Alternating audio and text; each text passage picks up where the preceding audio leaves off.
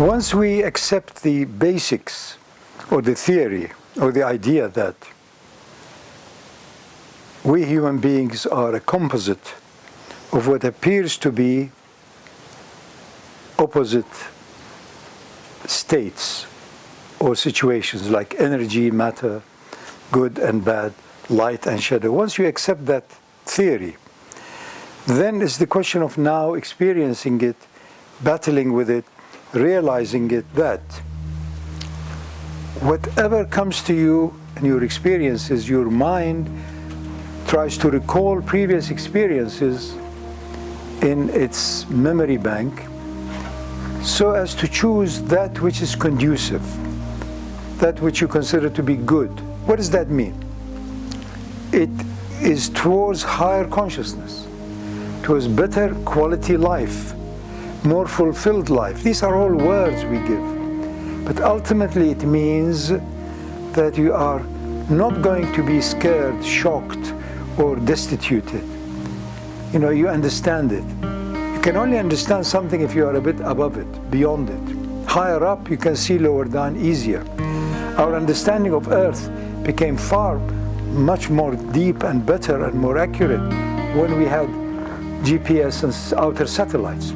You have to step out of your so-called self before you know who yourself is. But who is yourself? Of course you have the ego, of course you have the animals in you. We have evolved for millions of years. So you have the tiger and you have the mouse and you have, and on and on and on. But is that all? Are you only a walking zoo? Or what is it? These things leave their traces from the so-called evolution of millions of years. But the real you is light of lights. So that's why you want to ascend to that. And that is what you exercise all of your adult life. Self, soul, interaction and dynamics. Your soul or your spirit is boundless, is the reality within you. That is where true comfort, ease, perfection, and contentment lies. Once it has its shadow, which is the lower self, the ego self, sometimes the ego is also quite good. Most of the time it misleads and causes you a lot of trouble. But you cannot but have a certain measure of selfishness. And that's how you want to preserve life within you. And that is a proof of your total loyalty to life, which means to the life giver. So long as you are a human, you still have a certain anxiety about departure from the body. But to what extent is that fear, is that anxiety about death, or is it, no, I accept it, I know it, I've practiced it so many times, I've transcended my biography and my limitations, so I am at ease with it. I'm cheerful if it comes, I'm cheerful if it is delayed. So it's because you're no longer under the limited identity of the lower ego, or self-preservation, or self-concern. All the time, self-concern. Who is the self? The self is ever-changing. The soul is ever constant. The self is the relative. Every time you look at it, it's slightly different shadow.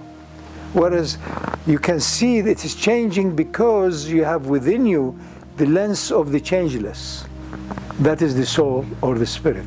Once you know you are a soul captured and imprisoned for a while for many purposes within the limitation of the body and mind, and so you are in transit.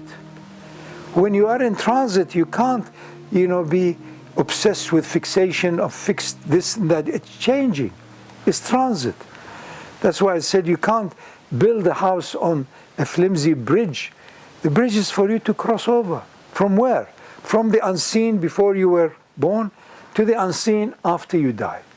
So it's a bridge between two zones of unseen.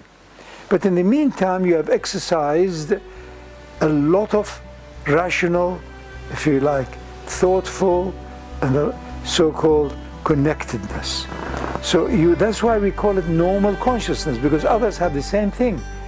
We're all trying to climb on the ladder of reasonableness, make sense, connectedness, and intelligence. And intelligence is the connector. So We're all on the same ladder. From the unseen via semi-darkness and light back to perfect light, total light. That light had to be diluted into conditioned consciousness before we can come back to it.